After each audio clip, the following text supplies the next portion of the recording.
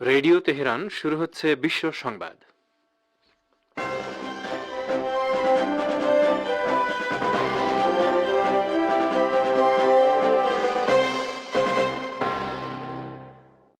প্রথমেই সংবাদ শিরোনাম।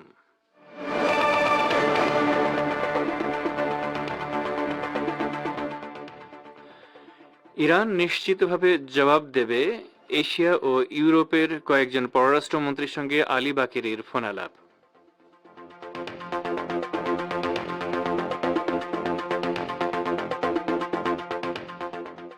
ইসরায়েলের বিরুদ্ধে ইরানের প্রতিশোধমূলক হামলার সঙ্গে গাজার যুদ্ধবিরতির সম্পর্ক নেই, জাতিসংঘে ইরানের স্থায়ী মিশন।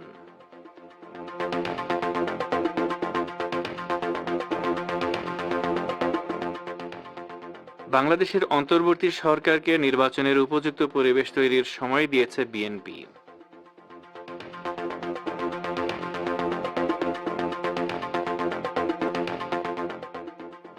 এবং হাসিনা যুগ শেষ, দেশে ফেরাটা বোকামি, কংগ্রেস নেতা শশী থারুরের মন্তব্য।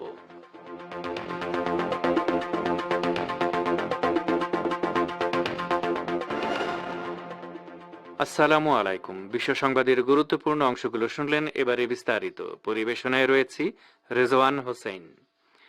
তেহরানে ইহুদিবাদী ইসরায়েলের সাম্প্রতিক সন্ত্রাসী হামলায় ইরানের জাতীয় নিরাপত্তা ও সার্বভৌমত্ব লঙ্ঘিত হয়েছে বলে ঘোষণা করেছে জাতিসংঘে ইরানের স্থায়ী মিশন। এটি আরও বলেছে, কাজেই ইরানের আত্মরক্ষা করার ন্যায়সঙ্গত অধিকারের সঙ্গে গাজায় যুদ্ধবিরতি প্রতিষ্ঠার লক্ষ্যে যে আলোচনা চলছে তার কোনো সম্পর্ক নেই। সম্প্রতি তেহরান সফররত হামাসের পলিটব্যুরো নেতা ইসমাইল হানিয়াকে গুপ্ত হত্যার মাধ্যমে শহীদ করেছে ইসরায়েল। ইরান ওই সন্ত্রাসী হামলার প্রতিশোধ নেয়ার হুমকি দিলেও কোনো কোনো পশ্চিমা গণমাধ্যম দাবি করেছে, ইরান চলতি সপ্তাহে গাজায় যুদ্ধবিরতির প্রতিষ্ঠা বিষয়ক আলোচনার আগ পর্যন্ত ইসরায়েলের বিরুদ্ধে কোনো হামলা চালাবে না। পার্স টুডে ফার্সি জানাচ্ছে, গণমাধ্যমের এই দাবির জবাবে জাতিসংঘ ইরানের স্থায়ী মিশন এক বিবৃতিতে বলেছে, গাজা উপত্যকায় টেকসই যুদ্ধবিরতি প্রতিষ্ঠা করার জন্য ইরান বহুদিন ধরে চেষ্টা চালিয়ে যাচ্ছে এবং এটি তেহরানের কাছে অগ্রাধিকার পাচ্ছে।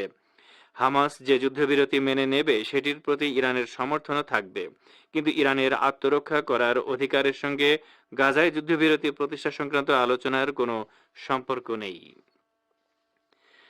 ইরানের ভারপ্রাপ্ত পররাষ্ট্রমন্ত্রী আলী বাকেরি কানি এশিয়া ও ইউরোপ মহাদেশের কয়েকজন পররাষ্ট্রমন্ত্রীর সঙ্গে টেলিফোনে কথা বলেছেন। এসব আলাপে তিনি তেহরানে ইসরায়েলি গুপ্ত হামলায় হামাস নেতা ইসমাইল হানিয়ার শাহাদাত এবং গাজার একটি স্কুলে ইহুদিবাদী সেনাদের বর্বরচিত হামলায় শতাধিক ব্যক্তির নিহত হওয়া নিয়ে আলোচনা করেছেন। আলী বাকেরি রোববার বেলজিয়াম, হল্যান্ড ও ইন্দোনেশিয়ার পররাষ্ট্রমন্ত্রীদের পাশাপাশি হামাসের পলিটব্যুরো উপপ্রধানের সঙ্গে টেলিফোনে আলাদা আলাদাভাবে কথা বলেন। পার্স টুডে ফার্সি জানাচ্ছে, বেলজিয়ামের পররাষ্ট্রমন্ত্রী হাজ্জা লাবিরের সঙ্গে ফোনালাপে ইরানের পররাষ্ট্রমন্ত্রী গাজা উপত্যকায় চলমান ইসরায়েলি গণহত্যা 10 মাস পেরিয়ে গেছে বলে স্মরণ করিয়ে দেন। তিনি বলেন, ইসরায়েলি সেনারা গাজার একটি স্কুলে ফজরের নামাজ আদায়রত ফিলিস্তিনিদের উপর ভয়াবহ হামলা চালানোর পাশাপাশি বৈরুতের আবাসিক এলাকায় হামলা চালিয়েছে এবং তেহরানে হামাস নেতা ইসমাইল হানিয়াকে হত্যা করে আঞ্চলিক নিরাপত্তা ও স্থিতিশীলতা লঙ্ঘন করেছে। এ সময় আলী বাকেরি কানি আরও বলেন, ইরান নিজের জাতীয় নিরাপত্তা, ভৌগোলিক অখণ্ডতা ও সার্বভৌমত্ব রক্ষা করার স্বার্থে আন্তর্জাতিক আইন অনুযায়ী আগ্রাসী ইসরায়েলকে উপযুক্ত জবাব দেবে। ফিলিস্তিনের ইসলামী প্রতিরোধ আন্দোলন হামাসের সাবেক প্রধান ইসমাইল হানিয়াকে সন্ত্রাসী হামলার মাধ্যমে শহীদ করার কঠোর নিন্দা জানিয়ে ইরানের ইসলামী বিপ্লবী গার্ড বাহিনী বা আইআরজিসি বলেছে, ইহুদিবাদীরা সময়মতো এই বোকামিপূর্ণ সন্ত্রাসী কর্মকাণ্ডের জবাব পাবে। আইআরজিসির মুখপাত্র এবং জনসংযোগ দফতরের উপপ্রধান ব্রিগেডিয়ার জেনারেল আলী মোহাম্মদ নাইনি গতকাল কোম প্রদেশের এক অনুষ্ঠানে দেয়া বক্তৃতায় একথা বলেছেন। তিনি বলেন, তেহরানে হামাস নেতাকে হত্যা জাতিসংঘ সনদের পরিষ্কার লঙ্ঘন এবং জ্ঞানমূলক ও রাজনৈতিক যুদ্ধের সুস্পষ্ট উদাহরণ। তিনি আরো বলেন, হামাস প্রধানের হত্যা একটি জ্ঞানমূলক এবং রাজনৈতিক যুদ্ধের সুস্পষ্ট উদাহরণ, যা ইরানের ভেতরে বিশৃঙ্খলা সৃষ্টি করতে এবং প্রতিরোধ ফ্রন্টের শক্তি কমাতে পরিচালিত হয়েছিল। আইআরজিসির এই কর্মকর্তা বলেন, ইরানের প্রতিশোধমূলক হামলার ভয় ঘিরে ধরেছে পুরো ইসরায়েলকে। তিনি জোর দিয়ে বলেন, ইসরায়েলের অবৈধ সরকার মনে করে যে যখন তার অস্তিত্ব এবং পরিচয় ধ্বংসের দ্বার প্রান্তে, তখন তারা হত্যাকাণ্ড পরিচালনা করে যুদ্ধক্ষেত্রে পরাজয়ের ক্ষতি পুষিয়ে নিতে পারবে, কিন্তু তাদের সে আশা বাস্তবে রূপ লাভ করবে না।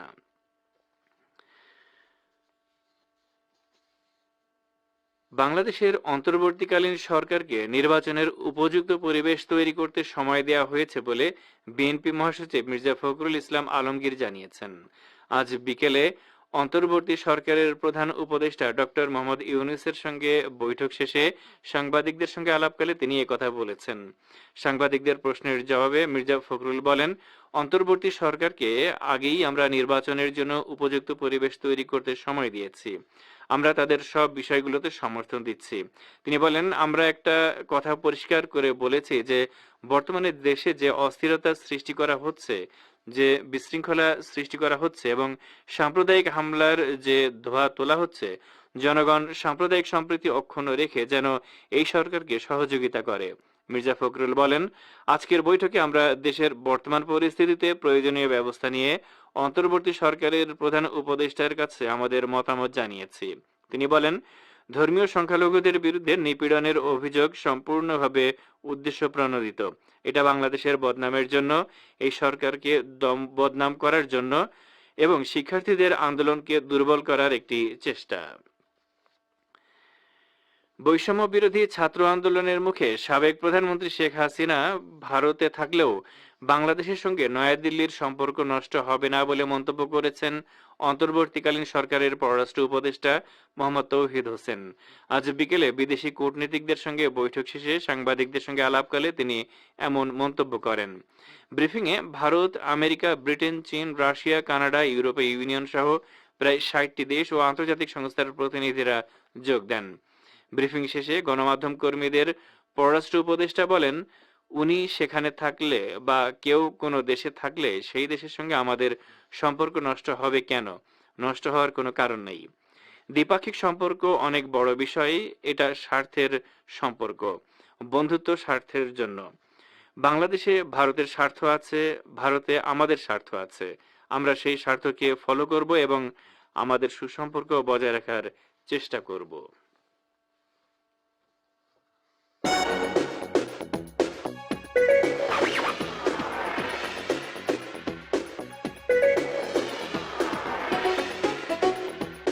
রেডিও তেহরান, খবরের সঙ্গে 24 ঘন্টা। ভিজিট করুন আমাদের ওয়েবসাইট parstoday.ir/dn।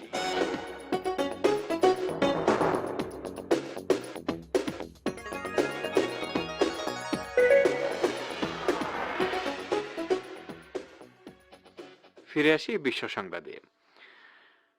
গণবিক্ষোভের মধ্যে প্রধানমন্ত্রী হিসেবে পদত্যাগের পর শেখ হাসিনাকে ভারতে আশ্রয় দেওয়ার জন্য মোদী সরকারের প্রশংসা করেন দেশটির প্রধান বিরোধী দল কংগ্রেসের প্রভাবশালী নেতা এবং এমপি শশী থারুর।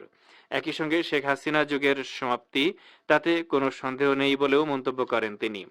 ভারতের ইকোনমিক টাইমসকে দেয়া সাক্ষাৎকারে কেরালা রাজ্যের সংসদ সদস্য শশী থারুর শেখ হাসিনা এবং বাংলাদেশের বর্তমান রাজনৈতিক পরিস্থিতি নিয়ে কথা বলতে গিয়ে বলেন, এটা যে খুব স্পষ্টভাবেই শেখ হাসিনা যুদ্ধের সমাপ্তি, তাতে কোনো সন্দেহ নেই। মাফ করবেন, এটা যে খুব স্পষ্টভাবেই শেখ হাসিনা যুগের সমাপ্তি, তাতে কোনো সন্দেহ নেই।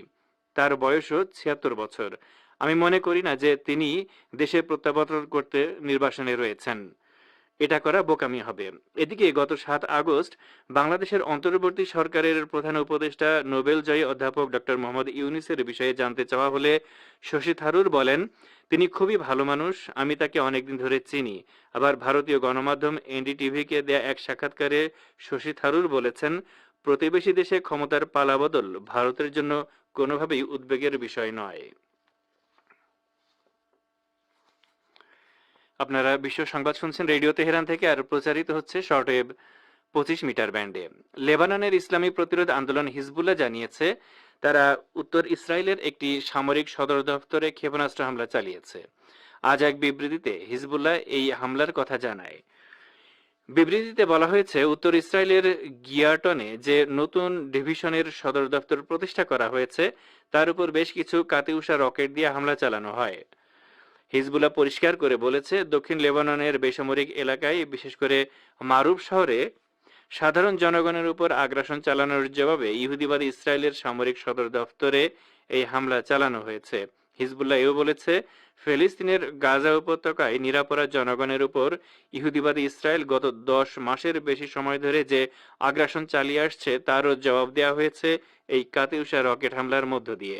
ইসরায়েলের গণমাধ্যমের খবর অনুযায়ী দখলদার বাহিনীর আয়রন ডোমের প্রতিরক্ষা ব্যবস্থা হিজবুল্লাহর ক্ষেপণাস্ত্র হামলা ঠেকাতে ব্যর্থ হয়েছে। ফিলিস্তিনের ইসলামী প্রতিরোধ আন্দোলন হামাসের শীর্ষ পর্যায়ের নেতা ওসামা হামদান বলেছেন, ইহুদিবাদী ইসরায়েলের পরিকল্পনা মতো গাজা যুদ্ধ বন্ধ হবে না। লেবাননের আল মানার টেলিভিশন চ্যানেলকে দেয়া এক সাক্ষাৎকারে তিনি এই হুঁশিয়ারি দিয়েছেন। লেবাননে হামাসের প্রতিনিধি ওসামা হামদান বলেন, চলমান এই যুদ্ধের সমাপ্তি হবে হামাসের অনুকূলে। তিনি বলেন, যদি মধ্যস্থতাকারীরা ইসরায়েলি আগ্রাসনের অবসান চায় তাহলে ইহুদিবাদী ইসরায়েলের প্রতি আমেরিকাকে সমর্থন দেয়া অবশ্যই বন্ধ করতে হবে। হামদাল বলেন, আমাদের অবস্থান একেবারেই পরিষ্কার। আমরা শুধুমাত্র নতুন কাগজ এবং নতুন শিরোনামে আলোচনায় বসার জন্য অপেক্ষা করছি না। গাজা যুদ্ধবিরতির বিষয়ে মধ্যস্থতাকারীরা একটি চুক্তিতে পৌঁছাবে এমনটা প্রত্যাশা করে হামাস। তিনি বলেন, এর আগেই যুদ্ধবিরতির বিষয়ে চুক্তিপত্র তৈরি হয়েছে, এখন সেগুলো বাস্তবায়নের পদ্ধতি এবং আগ্রাসন বন্ধের বিষয়ে ঘোষণা বাকি। মধ্যস্থতাকারীদের এই বিষয়গুলোর দিকে নজর দেওয়া দরকার, যাতে গাজা যুদ্ধ বন্ধের পরপরই দখলদার ইসরায়েলের সেনা প্রত্যাহার করা হয় এবং গাজা উপত্যকায় ত্রাণ সহযোগিতা পাঠানো ও গাজাকে পুনর্গঠন করা যায়। ইরাকের ইসলামী প্রতিরোধ যোদ্ধারা বলেছে, মার্কিন বাহিনী যদি ইরাকের আকাশসীমা ব্যবহার করে ইরানের উপর হামলা চালায় তাহলে ইরাকি যোদ্ধাদের জবাবের কোনো সীমারেখা থাকবে না। আজ এক বিবৃতিতে এই হুঁশিয়ারি উচ্চারণ করেছে ইরাকের প্রতিরোধ সমন্বয় কমিটি। এতে বলা হয়েছে, যেহেতু বলদর্পী বাহিনী বিভিন্ন দেশ এবং প্রতিরোধ যোদ্ধাদের বিরুদ্ধে নৃশংস ও বর্বর আক্রমণ চালিয়ে যাচ্ছে, তারা ইরাকের সার্বভৌমত্বের তোয়াক্কা না করেই এই অঞ্চলের নিরাপত্তা জঞ্জালি দিয়ে ইহুদিবাদী ইসরায়েলের নিরাপত্তার জন্য তাদের সমর্থন ও সুরক্ষা দিয়ে চলেছে। সেই কারণে মধ্যপ্রাচ্যের জনগণ তাদের অপরাধমূলক নীতি প্রত্যাখ্যান করছে। বিবৃতিতে আরো বলা হয়েছে, ইরাকি প্রতিরোধ সমন্বয় কমিটি কোনো বিধিনিষেধের মধ্যে আবদ্ধ নয়। আর এর সাথে শেষ করছি রেডিও তেহরান থেকে আপাতত বিশ্ব সংবাদ।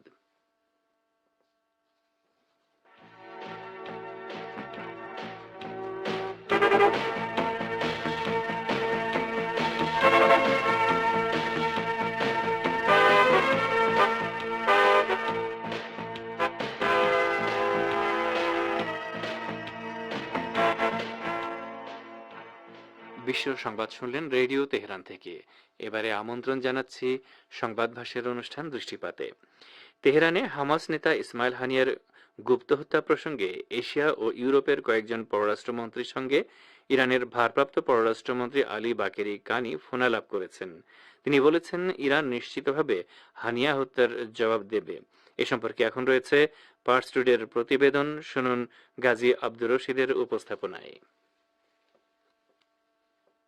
ইরানের ভারপ্রাপ্ত পররাষ্ট্রমন্ত্রী আলী বাকেরি কানি এশিয়া ও ইউরোপ মহাদেশের কয়েকজন পররাষ্ট্রমন্ত্রীর সঙ্গে টেলিফোনে কথা বলেছেন। এসব আলাপে তিনি তেহরানে ইসরায়েলি গুপ্ত হামলায় হামাস নেতা ইসমাইল হানিয়ার শাহাদাত এবং গাজার একটি স্কুলে ইহুদিবাদী সেনাদের বর্বরোচিত হামলায় শতাধিক ব্যক্তির নিহত হওয়া নিয়ে আলোচনা করেছেন। আলী বাকেরি রোববার বেলজিয়াম, হল্যান্ড ও ইন্দোনেশিয়ার পররাষ্ট্রমন্ত্রীদের পাশাপাশি হামাসের পলিট ব্যুরো উপপ্রধানের সঙ্গে টেলিফোনে আলাদাভাবে কথা বলেন। ফার্স্ট টুডে ফার্সি জানাচ্ছে, বেলজিয়ামের পররাষ্ট্রমন্ত্রী হাজ্জা লাহবিবের সঙ্গে ফোনালাপে ইরানের পররাষ্ট্রমন্ত্রী গাজা উপত্যকায় চলমান ইহুদিবাদী ইসরায়েলি গণহত্যায় 10 মাস পেরিয়ে গেছে বলে স্মরণ করিয়ে দেন। তিনি বলেন, ইসরায়েলি সেনারা গাজার একটি স্কুলে ফজরের নামাজ আদায়রত ফিলিস্তিনিদের উপর ভয়াবহ হামলা চালানোর পাশাপাশি বৈরুতের আবাসিক এলাকায় হামলা চালিয়ে এবং তেহরানে হামাস নেতা ইসমাইল হানিয়াকে হত্যা করে আঞ্চলিক নিরাপত্তা ও স্থিতিশীলতা লঙ্ঘন করেছে। এ সময়ে আলী বাকেরি কানি আরো বলেন, ইরান নিজের জাতীয় নিরাপত্তা, ভৌগোলিক অখণ্ডতা ও সার্বভৌমত্ব রক্ষা করার স্বার্থে আন্তর্জাতিক আইন অনুযায়ী আগ্রাসী ইসরায়েলকে উপযুক্ত জবাব দেবে। ফোনালাপে হাজ্জা লাবিব ফিলিস্তিনি জনগণের ভাগ্য নির্ধারণ করার অধিকারের প্রতি সমর্থন জানানোর পাশাপাশি জর্দান নদীর পশ্চিম তীরে অবৈধ ইহুদি বসতি নির্মাণের নিন্দা জানিয়েছেন। তিনি বলেন, বেলজিয়াম ফিলিস্তিনি শরণার্থীদের অধিকার রক্ষা করার প্রতি সমর্থন জানানোর পাশাপাশি পশ্চিম তীরের উগ্র ইহুদি বসতি স্থাপনকারীদের বিরুদ্ধে নিষেধাজ্ঞা আরোপ করতে চায়। এদিকে হল্যান্ডের পররাষ্ট্রমন্ত্রী ক্যাসপার ওয়েলক্যাম্পের সঙ্গে ফোনালাপে গাজার একটি স্কুলে ইহুদিবাদী ইসরায়েলি সেনাদের বর্বরোচিত হামলায় শতাধিক ফিলিস্তিনির শাহাদাতের কথা উল্লেখ করে বলেন, শুধুমাত্র এই একটি হামলা যদি আজ ইসরায়েল ছাড়া অন্য কেউ চালাতো তাহলে পশ্চিমা দেশগুলো এখন মানবাধিকার ও মানুষের জীবন রক্ষা করার ঝান্ডা হাতে মাঠে নেমে পড়ত। কিন্তু গণহত্যাটি ইসরায়েল পরিচালনা করেছে বলে তারা দেখেও না দেখার ভান করছে। ফোনালাপে হল্যান্ডের পররাষ্ট্রমন্ত্রী গাজার স্কুলে ইসরায়েলি হামলাকে ভয়াবহ বর্ণনা করে বলেন, হল্যান্ড গাজায় যুদ্ধবিরতি প্রতিষ্ঠা করার পাশাপাশি ওই উপত্যকায় মানবিক ত্রাণ পাঠাতে চায়। ইরানের পররাষ্ট্রমন্ত্রী তার ইন্দোনেশীয় সমকক্ষ রাতনু মারসুদির সঙ্গে আলাদা ফোনালাপে বলেন, ইহুদিবাদী ইসরায়েলের ভয়াবহ অপরাধ যজ্ঞের কারণে পশ্চিম এশিয়ায় একটি চরম সংকটের মধ্যে পড়েছে। এ অবস্থায় মুসলিম দেশগুলোর উচিত ইহুদিবাদীদের কবল থেকে গাজার নিরীহ ফিলিস্তিনি জনগণকে রক্ষা করার জন্য যে কোনো উপায়ে সাহায্য করা। আলী বাকেরি কানি একই সঙ্গে হামাসের পলিট ব্যুরো উপপ্রধান খালিল আল হাইয়ার সঙ্গেও ফোনে কথা বলেছেন। তিনি বলেন, আঞ্চলিক ও আন্তর্জাতিক ফোরামগুলোতে ইহুদিবাদী ইসরায়েলের সর্বসাম্প্রতিক অপরাধ যজ্ঞের নিন্দা জানানোর জন্য ইসলামী প্রজাতন্ত্র ইরান সর্বোচ্চ চেষ্টা চালিয়ে যাচ্ছে। কানির সঙ্গে ফোনালাপে খালিল আল হাইয়া গাজার ফিলিস্তিনি স্কুলে ইহুদিবাদী সেনাদের বর্বরোচিত হামলার তীব্র নিন্দা জানান। তিনি বিভিন্ন সময়ে তেহরানের সঙ্গে সলা পরামর্শ চালিয়ে যাওয়ার আগ্রহ প্রকাশ করেন।